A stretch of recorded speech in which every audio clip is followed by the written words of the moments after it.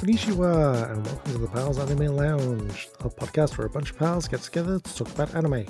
The pals are Artura Hello, everyone.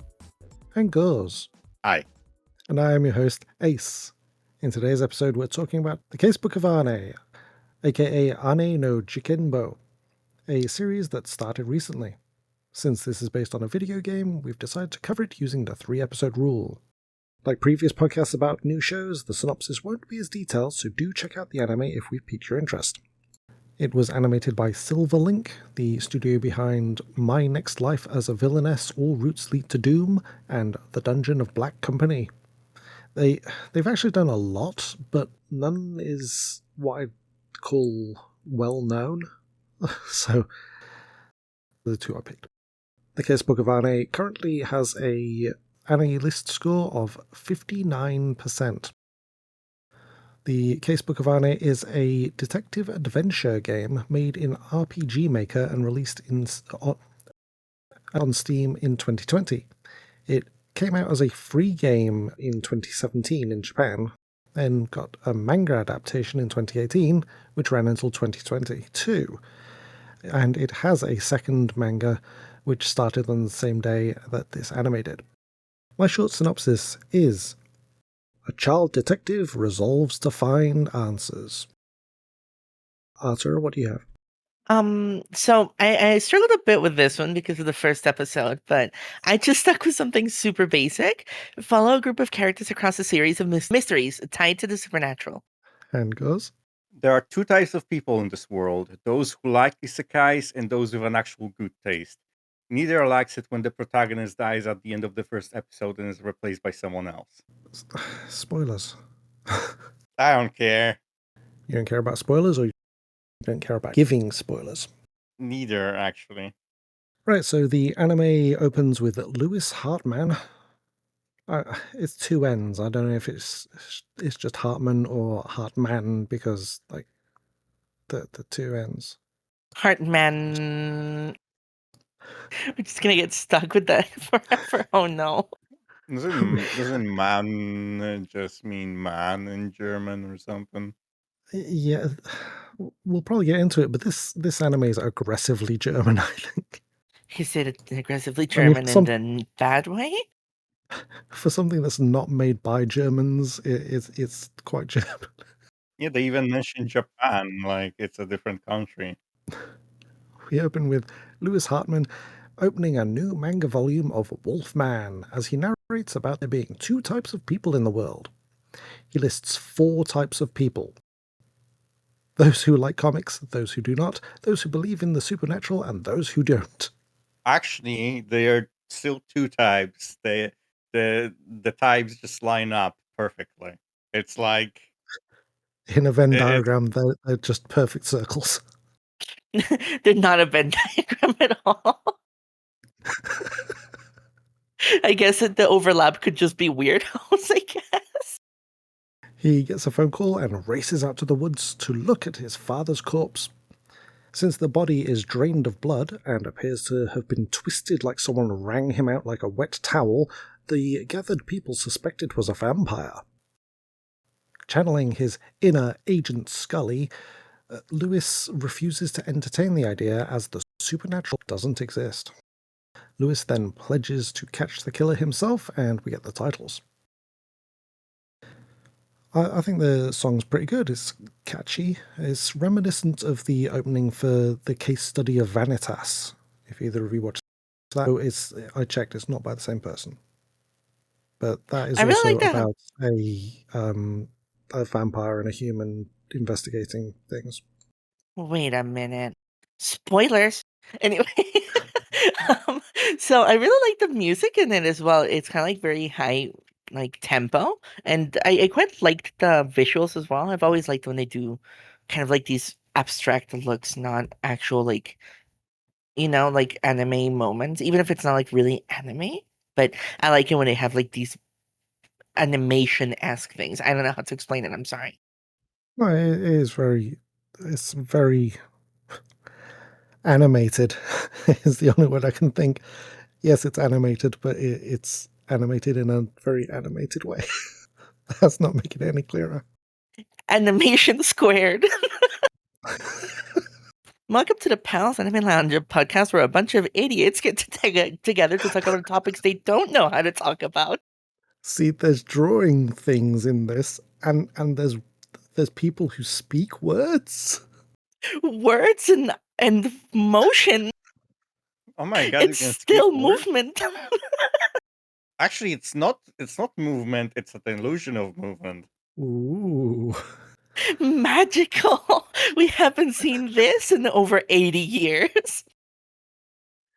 Anyway, we open back on a local restaurant where Odo, who looks like Brock from Pokemon, has just finished.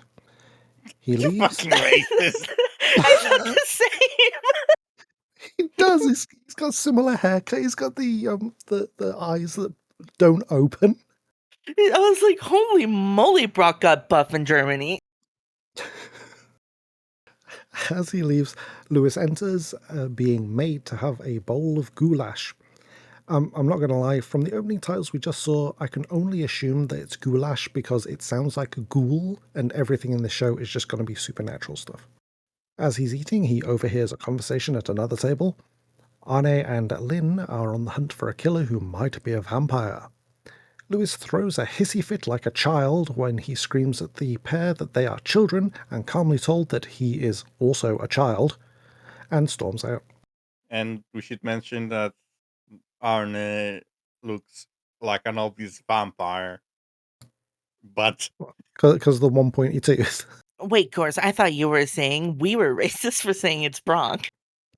Are you saying all vampires look the same? yes! Arne isn't a vampire, he's a Dracula. Top 10 episodes most likely to get us cancelled. Is he some kind of a Dracula? Lewis knocks into someone else who is entering, who is clearly a zombie nun. We get no explanation for her, though. Instead, later, Lynn tracks Lewis down in a flower field and introduces herself, asking to cooperate on this case. And don't look at my face, it's totally normal. I'm just a nun, like any other. Lewis refuses, as the Hartman Detective Agency, his father's agency, solved all of Blumenstad's toughest cases. Lynn is unfazed by the psychotic way that Lewis reacted and offers to share information. We cut to the Hartman Detective Agency, where Arne explains how they got involved. Arne posits that the killer, who is only murdering in this one village, is out to steal large quantities of blood. I mean, duh. I mean, you're literally wrangling them up like a towel. I've never heard of that method. Sounds very, very counterintuitive. I would have done it differently. I mean, I've heard it's done differently. Yeah, I wonder how well would that actually work. I suppose it depends how you're trying to collect the blood. Is it in a small container or a massive container? Is it in a small container or not at all? Well, if you hold the human vertically, then it can probably just go into like a regular bucket or a barrel when you wring him out. Lewis says that there's no such thing as vampires, and Lynn agrees that it's probably not a vampire, as the latest corpses had no bite marks, and since the blood is squeezed out, it wouldn't be pure enough for a vampire to drink. Or I guess she figures, because she has no personal experience, obviously. After sharing information, Lewis attempts to leave and declines an invitation to stay for a drink. So the unnamed zombie nun chokes him with a chain, which convinces him to stay. That would have convinced me too. Isn't that like a wrestling move? I don't recall seeing chains in many wrestling matches. See, but that's the key word, many. What kind of wrestling matches have you been watching? Ones that are banned by the online safety act. Oh, can I watch it without a credit card? Only if you put the VPN on. Arne tells Lewis that he smells blood, and Lewis says it's probably his dad's blood-stained hat. But no, it's his mother's blood-stained handkerchief, which his dad was holding. And suddenly, he pieces it all together. But he doesn't tell us because there's a knock at the door. He pieces it all together. That guy who just detected that I have blood in my pocket must be a vampire. It's obvious. I'm a detective. Vampires don't exist. They like to go by the word Draculas. The police are there to tell him that Odo is dead. He took his own life and left a letter saying that he was the vampire after all. But Lewis runs out and returns to the flower field where the restaurant owner, Miss Adelina, is watering the flowers with blood. Yeah, that sentence landed perfectly. Watering flowers with blood. Just, your usual day-to-day behavior with flowers. Wait, would it still be watering or would it be blooding the flowers? Lewis says that the handkerchief was a message, as one of the white flowers embroidered on it is stained with blood. That's the gist of it. I mean, he doesn't do much of a better job explaining it. His father put way too much faith in him. Adelina explains that she loves the flowers, just not the colour, so she wanted to dye them red. She then says that Odo wasn't her accomplice, like Lewis suggested. She's in fact a golem summoning witch, and she summons a massive golem. So she's a Jewish? And it skewers him without him noticing. Before it can crush him, however, Arne saves him, drinks some blood from a vial, and turns into an adult vampire. Not just any adult vampire, but the supreme High Lord vampire created from the 9 hearts of vampire lords. So basically, Arne's male version of a Lolita. Never seen it. Credit where credit's due. While Arne can easily destroy the golems Adelina summons, he waits for Lewis to die and be resurrected via necromancy so that Lewis can brutally kill the witch himself. The unnamed zombie nun is a necromancer, BT dubs. Gasp! The next day, the 3 members of the Arne detective agency leave town, and a talking plushie that the zombie nun carries around wakes up. The episode ends after quickly confirming that Lewis is in fact dead. Okay, that was a good episode. Episode 2 opens straight with the title song, no cold open. And what I liked was in the first one, Lewis appears 4 times. In this one, he's absent from the first and final sections of the opening, and he's a zombie in the other 2 sections. I just love that they made 2 versions to avoid spoiling the first episode. Yeah, it's a really nice detail because I've accidentally caught spoilers like that when I'm just watching something. I'm like, wait a minute, that doesn't make sense. You would expect, the protagonist to appear in this opening sequences, wouldn't you? Yes, it's kind of a hint that he's doing the Thriller zombie dance for a couple of seconds during the first opening. But anyway, we open with unnamed zombie nun. She never gets a name, giving Lynn some flowers, which causes Lynn to have a flashback to meeting Arne. It's the 2nd anniversary of her mother's death, and after she visits her grave, Lynn returns to have dinner. Her father says that he's just finished, and so has his wife, but when Lynn mentions the fact that his wife is dead, he has a fit. He's led off by the help, and the butler asks Lynn to not go out alone, as there have been multiple murders in the area. Later, she's feeling down and decides that she'll change her mood by putting on a tracksuit and watching a movie about Arne fighting a vampire hunter. She then fantasizes about meeting a vampire before seeing her father through the window, leaving the grounds. She puts an anime on a projector, and I'm so confused as to the time period this is taking place in. You mean because of the old-timey phones? I mean, she watches an anime on a projector while wearing a tracksuit, or not on a TV. Did anyone ever watch an anime on a projector? Rich people do. Rich people. Anyway, she changes and sneaks after him. However, she loses sight of him, then hears a scream, and she rounds a corner to find 2 dead men. She's then menaced and chased by a large cloaked figure. While cowering in a corner, suddenly her pendant lights up and she disappears. She reappears in a different town and follows a bat to a castle. The bat lands on a coffin, and at first she acts like a normal person and doesn't open it. But then she figures it's a dream, so throws that thing open. I Yeah. love that explanation because no one should have opened that. And she's her being like, "Oh, this is a dream." It's like I love that they went through the trouble of not making her that unhinged. She finds a person on a literal bed of roses inside and then faints. She wakes on a sofa with a candle on the table and is spoken to by a figure inside a mirror named Zise. He explains that he can only exist inside mirrors and tells Lynn that the lord of the castle is a vampire who is keeping her locked away as a source of blood. Speaking of which, he opens the door and menaces her, except she's totally into it.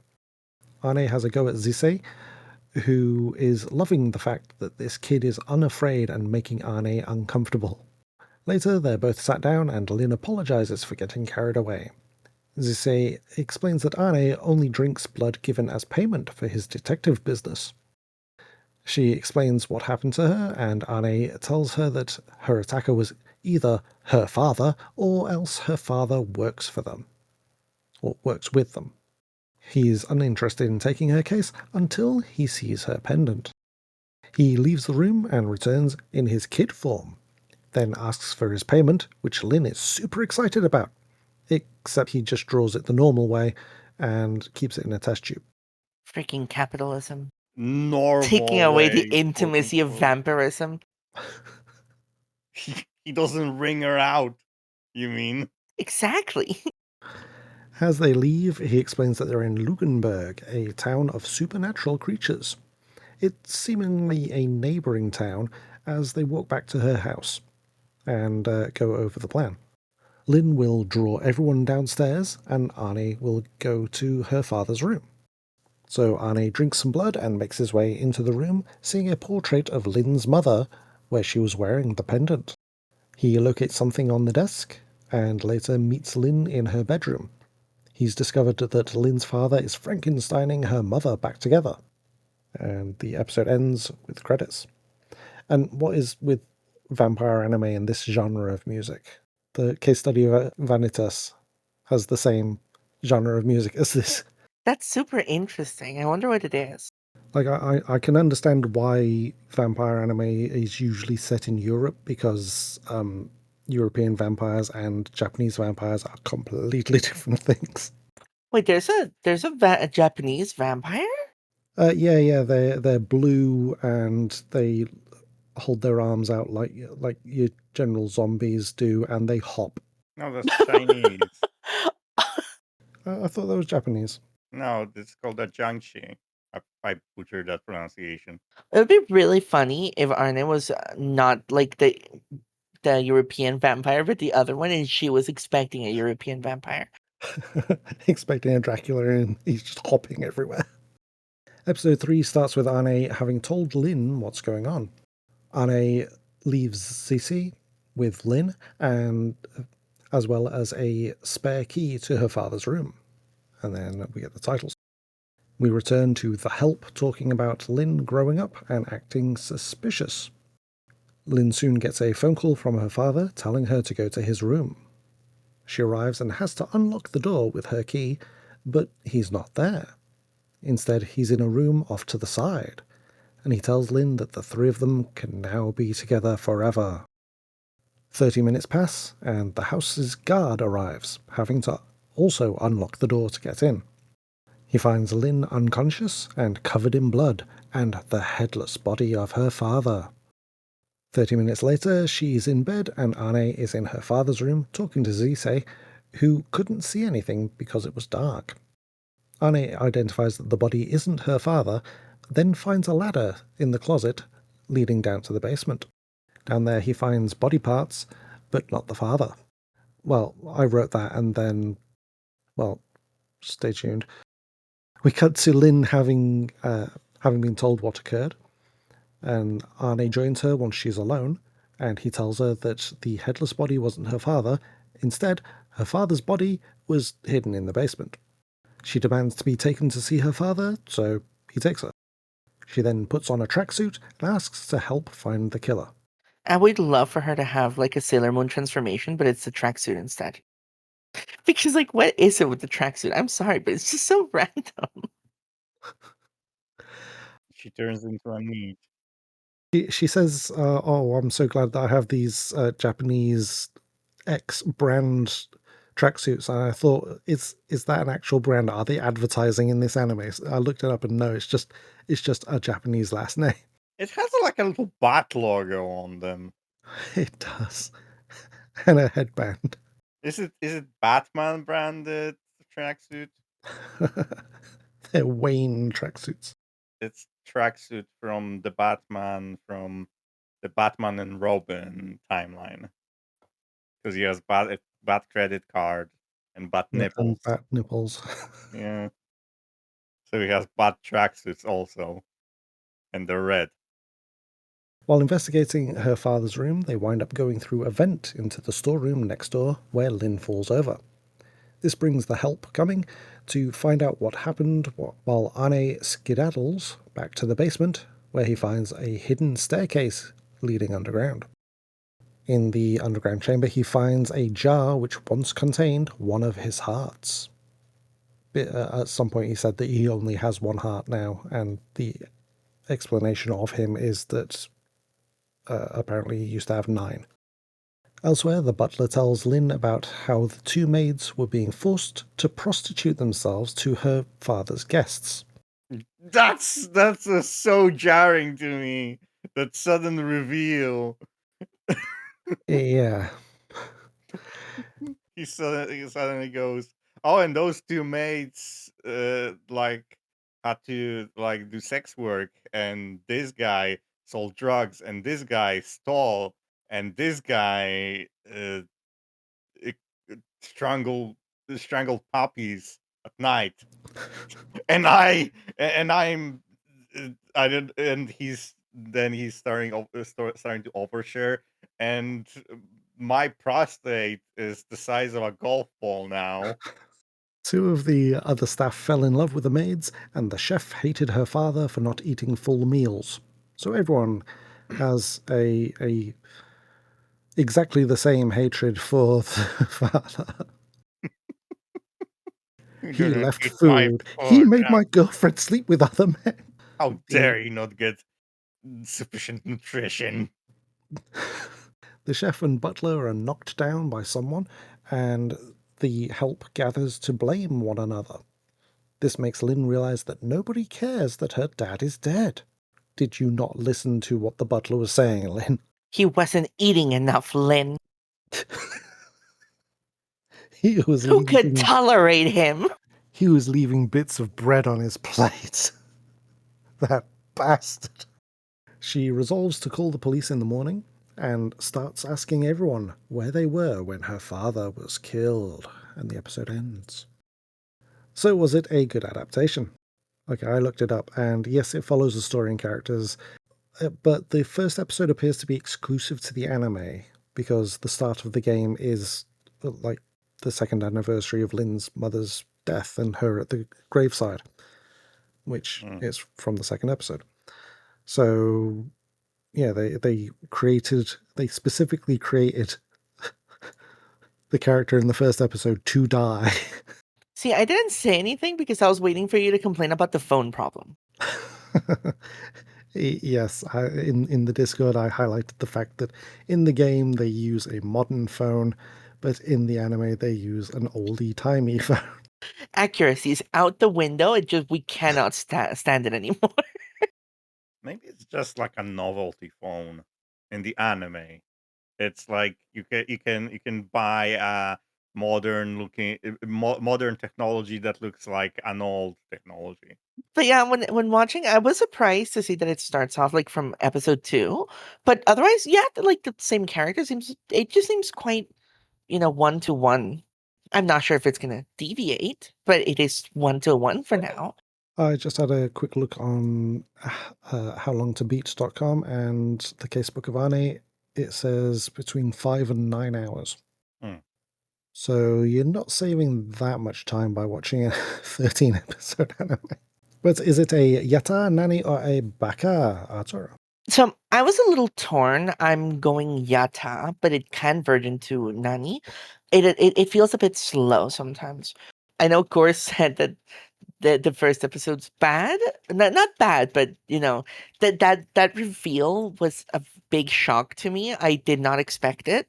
Maybe I'm an idiot, but I quite liked it and it set a really interesting tone. However, that same thing makes the anime feel very like out of whack because we start with that case, then we skip ahead a little bit, then the zombie nun is like talking to Lynn, and then we're back in the past. So it's like it's very back and forth. So I think the slow start of episodes 2 and 3 would feel more acceptable if it wasn't because of the strong start of episode 1. That's the only like problem I have. Yeah, and goes. For me, it's a nanny. I didn't think it was bad, but I found it disjointed and tonally uneven. More than uneven. I mean, there were tonal shifts. Just put on a tracksuit and it'll be fine. Yeah, it was relatively serious, and then she puts on a tracksuit and watches anime enthusiastically, and then it's relatively serious and gets super serious because the butler reveals how every single person working at the manor is a lowlife or abused. I wasn't comfortable with the tone shifts. It wasn't funny. It was just jarring. Yeah, all fair. I put it as a yata. I wanted to watch more immediately. It hooked me. A bit annoyed that Zombie Nun never gets a name and isn't Yeah, in the me third too. episode. Sorry, it's just that I really liked her and I was excited to see more about her. Go on. And she probably won't appear in the rest of the show because they're gonna spend the rest on the first case, No, probably. I reckon after the fourth episode, they'll move on to what happened after the first case. I think I looked at Crunchyroll, and there's at least a synopsis for the fifth episode, and they still seem to be in the same storyline, so it's still in the past. Oh, So I don't know. well, that's silly. You can't have a 4-episode flashback. Yeah, it does feel a bit long. Even 2 episodes I felt kind of was a bit long, which is why I feel like that this it just shouldn't have been a flashback. Disregard episode 1, this is entirely fine for it to be going the way it is. But with episode 1, it's like, oh, we're still here, huh? Well, like my question is, and I don't know if either of you can answer, but I'm gonna ask anyway. Does the game do you get to a point in the game where there's a flash forward? I wouldn't know. I haven't played it. Because I just scrubbed through it. yeah, if there isn't, then it's just gonna like they're gonna have to re- reintroduce the zombie nun, and who will like might introduce other characters. Well, I like you, Arthur. I didn't think that Lewis was going to die. I thought he was going to be like turned into a vampire or a zombie, like the zombie nun.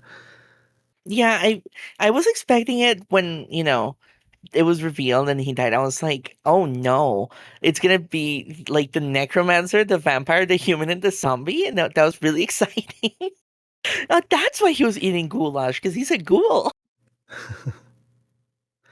I think that well, I agree. It was a mistake to do the first episode with Lewis. Other than like shock value, it doesn't add anything because we're watching anime in 2026. We are going to readily accept that a vampire and a zombie and a human are going to hang out. Yeah, that's a We good don't way to need put it. We don't need Lewis saying, "Oh, they don't exist. They don't exist. Oh, they do exist. Wow. Yeah. Okay. It's 2026. We can accept this. This isn't a talkie from the 1930s trying to convince us of these things." Yeah, it just feels so tonally out of place. With Lewis in the question, like it makes sense, right? If he was to be like the main character, then you're looking at the narrative and you're supposed to be Lewis not believing that they're there, and Yeah. then they're there. But it's just it feels so out of place. I love it. It was super interesting, but then it also feels so useless because then all of that we got like bonding and even the opening scene of like there's some people who believe in it and some that don't, it's just so lost because Lewis was supposed to be the opposite of the story, right? Like the opposite of the group. He was supposed to not believe in those things, and I liked that. It's not that I don't like it without Lewis there. I think it's entirely fine without Lewis, but like you say, then we were all ready to just accept this and move on. Yeah. We don't need to dwell on that anymore. I was just thinking of other examples, but no, we all understand this. Mm. I mean, I could introduce a viewpoint character who could explain this further, but then I'd have to kill them off.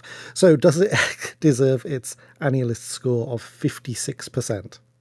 It seems so harsh. When you said 56, it was like jarring. It's like, whoa, okay. I know Right. Lewis was a mistake, but guys, come on. Uh, at this point, I can I feel like it's still a little low, but I can kind of see it at this point. I did write down that I'm not sure what people's issues could be, but you guys have gone some way to explaining what people's issues with it could be. But 56 still seems low.